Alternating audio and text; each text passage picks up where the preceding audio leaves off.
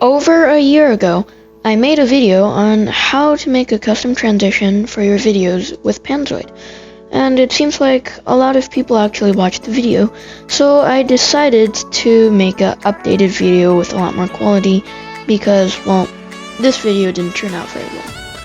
So today we are back in PANZOID, and I am going to be making another transition.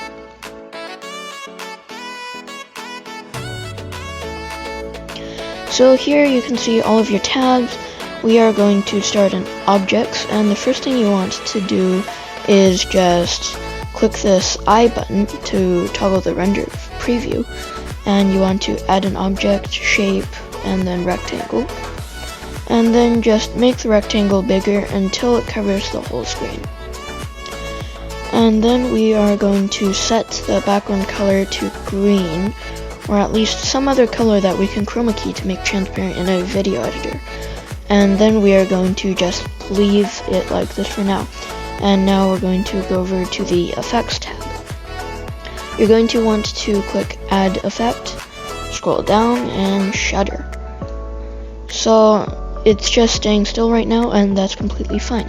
Just click the shutter, and then you kind of want to adjust the angle. I'm going to set it to something like this, and then I'm going to change the color to my channel theme color. That's a little bit bright for me, so I'm just going to make it a little bit darker. Perfect. So now you can see that there's this cover like kind of property. I really don't know how to describe it, but you can see this one's green and this point is also green, so that means this one matches this property. You just want to drag this over a little bit, let's say to about 20 frames in, and then we can leave it like this. So here you want to hover over this point, or else it won't really work very well.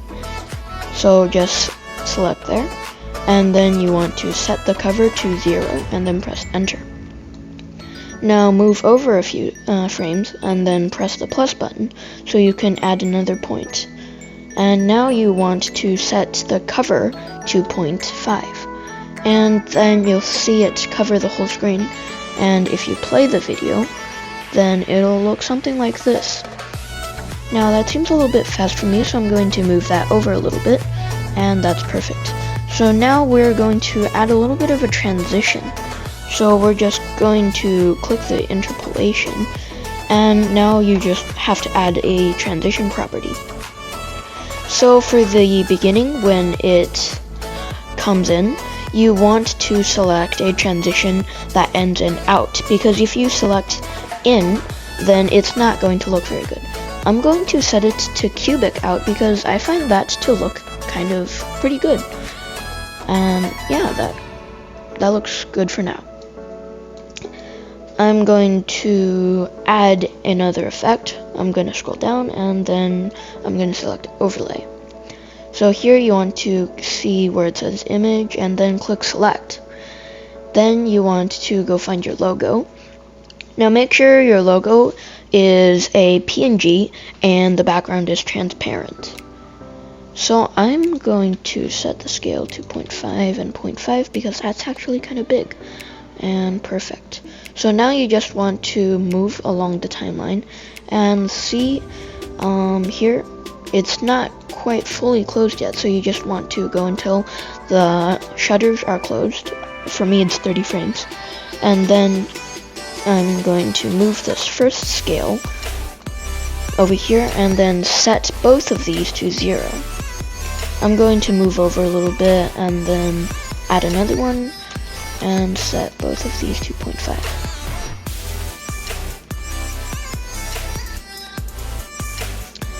That's a bit fast, so I'm going to move it over a little bit. And that's much better.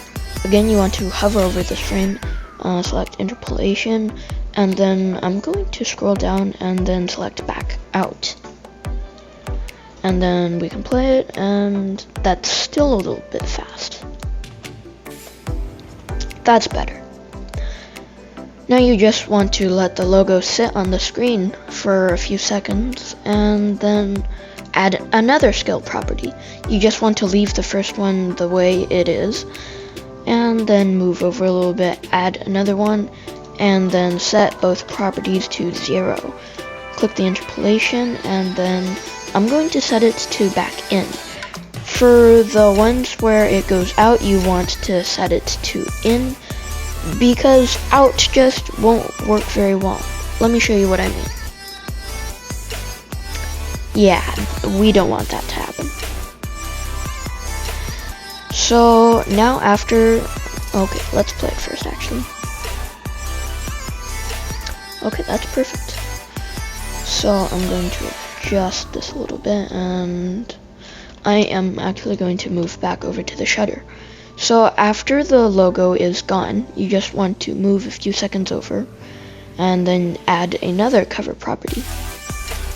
Just leave the first one the way it is, move over a little bit, and then add another one, and this time you'll want to set it to 0, select interpolation, and then I'm going to select cubic in.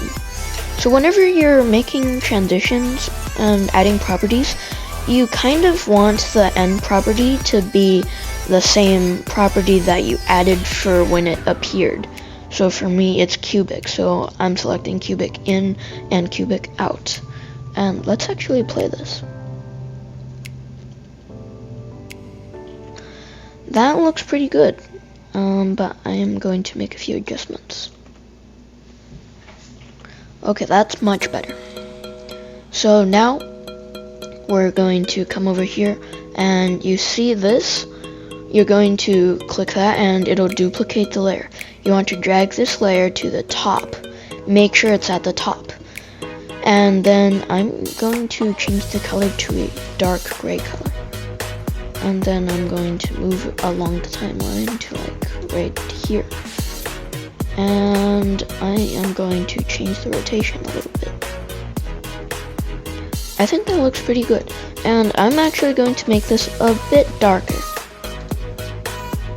That looks much better.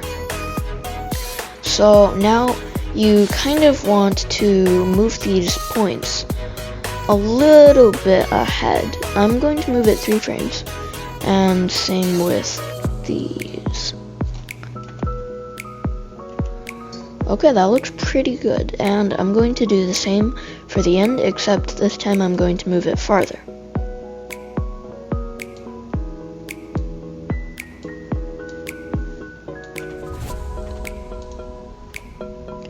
That looks pretty good to me.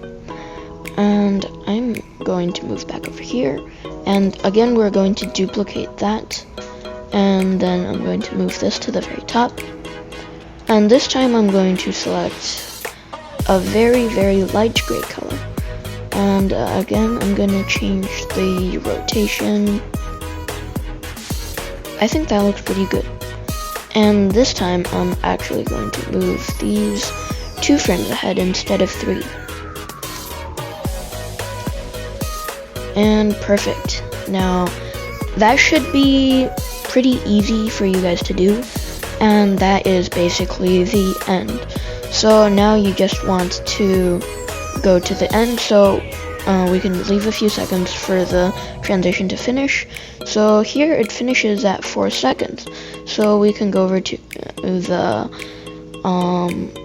camera animation section, or actually over here, and then so this is called basics, and you just want to change the length to however long your transition is. Mine is 4 seconds long, so I'm going to set it to 4 seconds. I really don't recommend any transition being longer than 5 seconds, because that would just be kind of sluggish.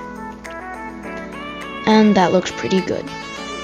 So now I'm going to go over to the downloads tab. You can select the quality. Personally, I like balanced, and if you want it to be extra high quality, you can select good quality. Now extreme quality, that's like 8K resolution, and I really don't recommend that.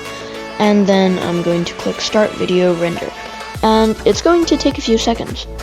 Okay, now that it's done, you want to click download your video, and then it's going to start downloading in a few seconds. And here we can open this, and there is our final product. You can go into your video editor and add some sound effects like whoosh and other things. But if you want to save your transition to use in the future, you want to come back to project, this folder little icon, and then click save project. You're going to then click download project file, and after it downloads, I suggest renaming it.